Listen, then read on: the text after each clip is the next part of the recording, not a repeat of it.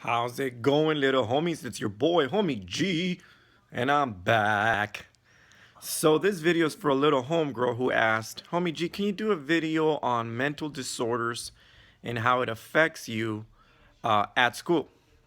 Now, this is a very good topic and it's an important thing to talk about because there are probably hundreds of thousands of kids all across this country who suffer from some sort of mental disorder, and not like in a bad way. I'm talking about like things like anxiety and depression, and they don't have the insurance or whatever to go get seen by a trained expert, so they have to go to their school counselor, and sometimes they're not fit enough to diagnose these kind of problems. They might recommend you to go to the hospital or whatever and get seen by a psychologist or something, and that's always a good thing. But if they don't have insurance, some of these kids are stuck with those ailments, right? And so they kind of have a hard time at school.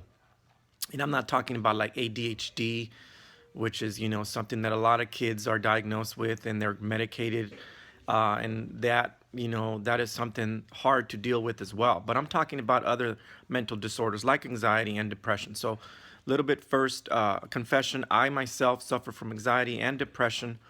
I've had it ever since I could remember. Um, and I think mine was a couple of things. Two, runs in my family. I know my mom has anxiety, probably my sister, and so, and then depression too. I had that as far as I can remember as well. Um, and when I was a young man, in high school, growing up, I didn't even know what I had. I didn't even know what was wrong with me.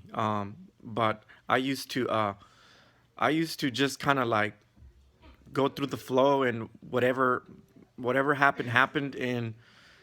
And part of the things that I got affected with at school was, for example, I didn't want to try new things because they scared me. The anxiety ran in me, and I didn't want to try new things. So that's one way I got affected. I was called a whiner because every time some teacher or something would bring up a new thing, a new concept or something, I'd whine. But that was my anxiety acting up. Okay, and so that's how it affected me with that.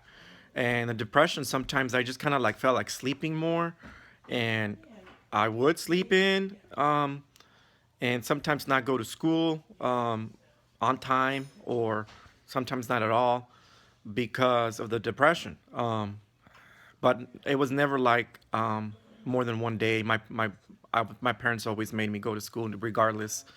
But what helped me out tremendously was actually doing track and field and cross country. Because when you run and you get that kind of runner's high, that made me feel good. And so the sports in my world helped me big time. Like, they helped me get through high school and a little bit through college. But then I stopped doing track and field when I went to UC Santa Barbara, and the depression really took on because of the stress that I was having at that school. I was one of a few minority students in my program, and I just felt like I didn't belong. So I had a lot of stress in college, and the depression was definitely there, and I had to just push through it. But at that point, I had not seen anyone yet.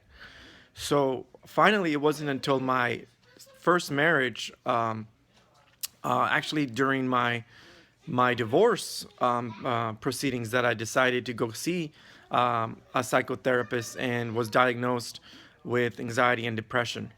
Um, and I started taking medication, and that just did the trick. And that's a very low dosage medication. It's only like 20 milligrams of the medication, and that's all I really need. It's not something that like you need to be worried about or embarrassed about. People take medication in this country for these type of conditions, and if you're a young person, unfortunately, these probably depression medications are probably not recommended for you at this point. You're gonna have to wait till you're an adult, most likely, to take these medications. From my readings, I think they don't do well with kids at this point. So you may have to just find other outlets to to go ahead and push through your your own situation. Like I said, I did sports, but there's other ways of getting natural highs, whatever that may be. You know, not drugs. Don't self-medicate. Don't do that. That's just not gonna help out. Definitely just keep seeing, if you can, if your parents can afford it, if you have insurance, keep seeing a psychologist or whatever. Keep doing things that make you happy. Try to control your worrying with your anxiety, um, and just breathe. And that's what these are. There are other many things you can do if you have anxiety, to not have to be on meds. But some people, they need them, and so I'm one of those people. I need the meds, and it helps me. Ever since I started taking medication in my early 20s, early to mid 20s, I've been great. The depression hardly ever comes, and I still worry from time to time. Of course, it's human and it's natural, but I get through it. I found a way to cope, and that's kind of what you have to do at school. You have to find a way to cope.